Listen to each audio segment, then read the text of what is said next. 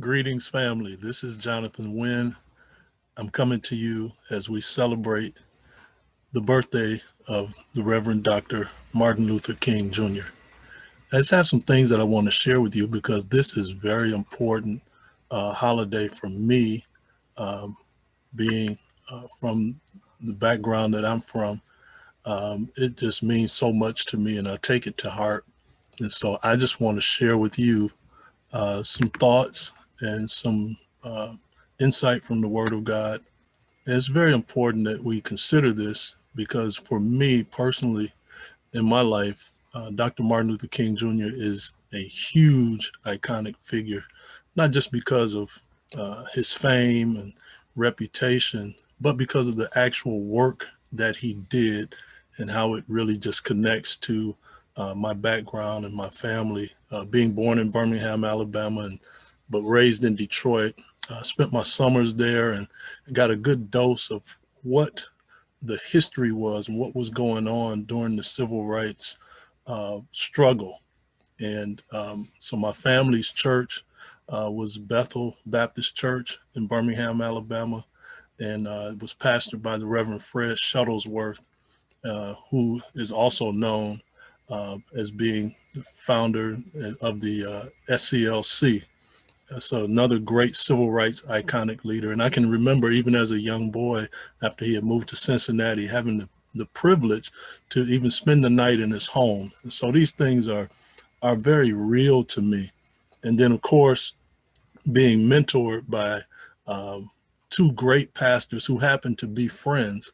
And that's the Reverend Dr. Julius Caesar Hope and Bishop P.A. Brooks. These men are both giants in the fight for civil rights and for humanity and freedom. And so these are the men who mentored me, particularly in the gospel, but beyond the gospel, in how to approach life, how to be relevant in the community. And so I'm just really excited. And then, of course, how could I ever leave out my dear Uncle James, who I called affectionately Uncle Bruh, and everybody called him Uncle Bruh. And so he helped to shape and mold me in the idea of and the commitment to community service. And so just honoring him. And of course, I couldn't do or be anything without the great parents that I had. My dad, Deacon John Wynne, and my mother, Evangelist Alfreda Wynne. They molded me and shaped me and pointed me in the direction of always serving in the community. And so I just come to you with that background, just sharing with you because my dad and my grandfather were charter members of the Alabama Christian Movement for Human Rights.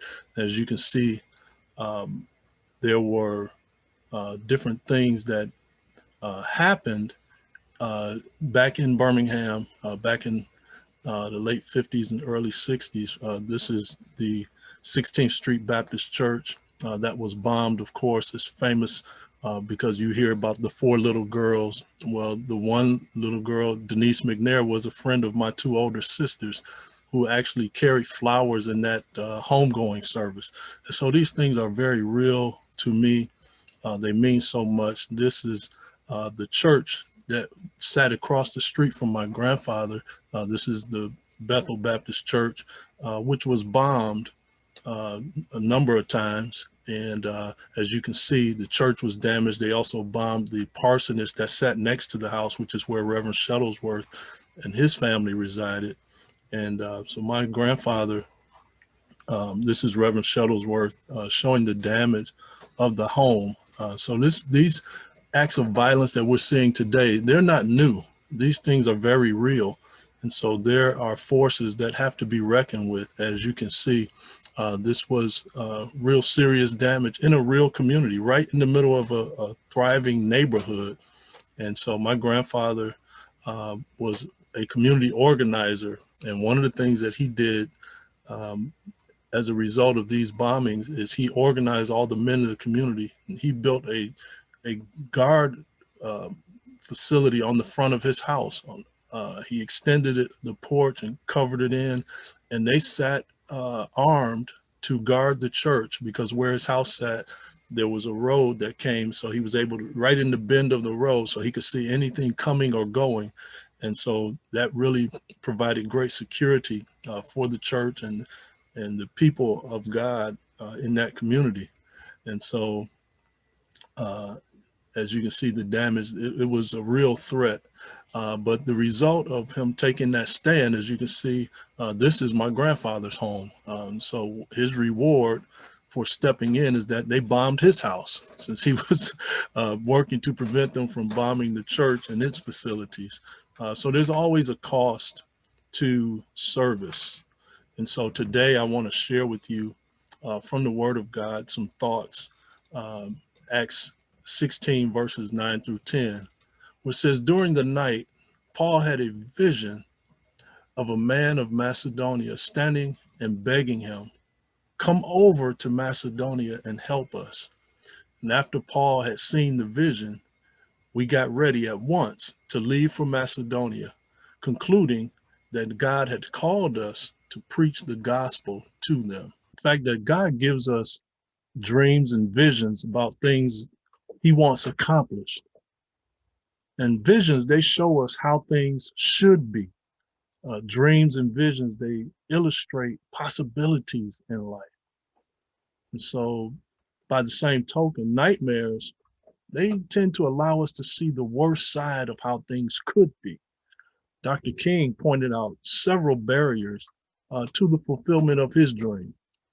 He talked about the country's founding documents and their promise for all Americans to have a right to life, liberty, and the pursuit of happiness. He talked about how he criticized slower approaches to social progress, and he excoriates the tranquilizing drug of gradualism.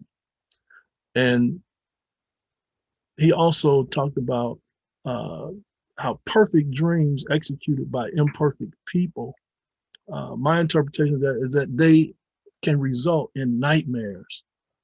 And so I just want to talk to you for just a few moments today, just answering the question, how can we keep his dream from becoming a nightmare?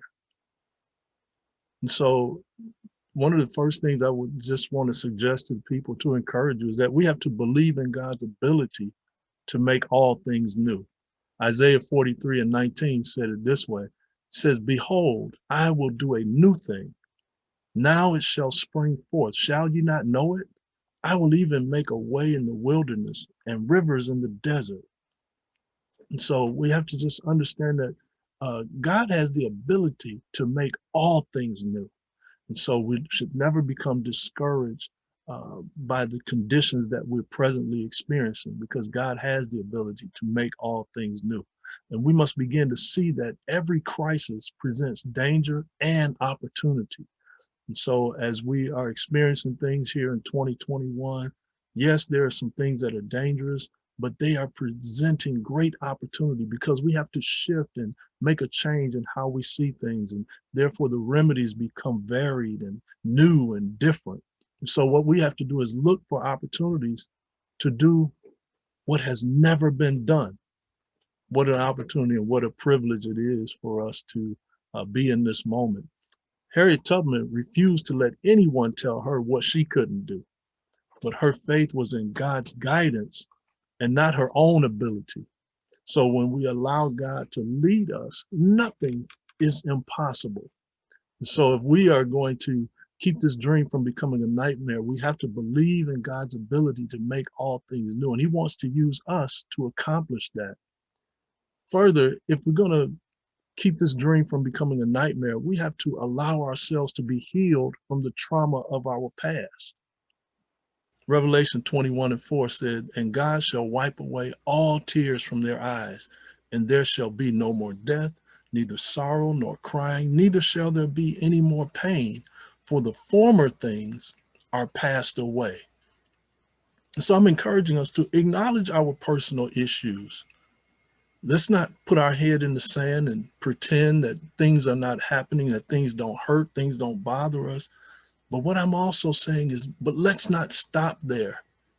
In order to be effective in our mission, we must allow God to cleanse our hearts. We cannot carry unnecessary baggage into the work that God has called us to. So it's very important that we allow ourselves to be healed from the trauma of our past. But as we're being healed, we need to develop a new mindset. We have to develop a kingdom perspective. Dr. King challenged us to take on a global perspective.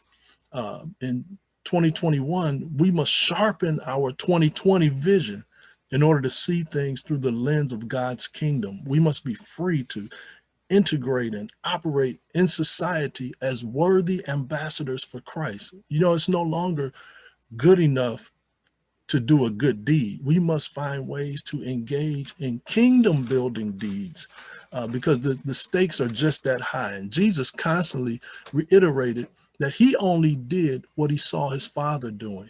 And so there's a higher calling for us that goes beyond just doing good deeds. We have to do the things that line up with what God's purpose for our lives is. So we must never lose sight of the privilege that we have to be co-laborers with Christ. And so in that way, we must begin to develop a kingdom perspective if we're going to keep this dream from becoming a nightmare. Also, as we're developing that kingdom perspective, it never leaves out the responsibility of us standing up for the powerless. Jesus outlined his mission in Luke 4:18. He said, "The Spirit of the Lord is upon me because he hath anointed me to preach the gospel to the poor. He has sent me to heal the brokenhearted, to preach deliverance to the captives and recovering of sight to the blind, to set at liberty them that are bruised." Dr. King's message, it pivoted from civil rights to economic justice for the poor. You see, we've become comfortable in preaching the gospel to the poor, but we must pivot our corresponding work to include healing their brokenness and liberating them wholly. So what I'm trying to encourage us to do today is just let's be intentional and make the dream come true for those who have no place to sleep tonight. In other words, we have to give consideration to the least of them if we're going to keep his dream from becoming a nightmare. We must remember that God is in control. He wants to work through us. And so we must begin again to see the local church as a filling station, preparing us for our kingdom work in the community. Renew our commitment to faithful church attendance, and whether it's on Zoom or not, intense study of the word, and an unrelenting prayer life. These are the fundamentals of becoming an effective freedom fighter. So we must take our ministry to the people. You know, it's time for us to leverage our collective power by partnering with individuals and organizations with special skills and resources that complement what we bring to the table. We're never going to be able to accomplish the dream and fulfill the requirement that God has given to us to be his ambassadors in the earth if we believe that we can do it all on our own. We can do it independent of the place and the people that God has placed us to live with. And so I just wanted to stop by today and encourage you to, as we celebrate this wonderful man of God, this wonderful community leader, this world figure for peace, that we begin to take into our hearts what it is that we can literally do to make sure that his dream does not become a nightmare. So God bless you and enjoy your holiday weekend. Thank you for listening. Be encouraged.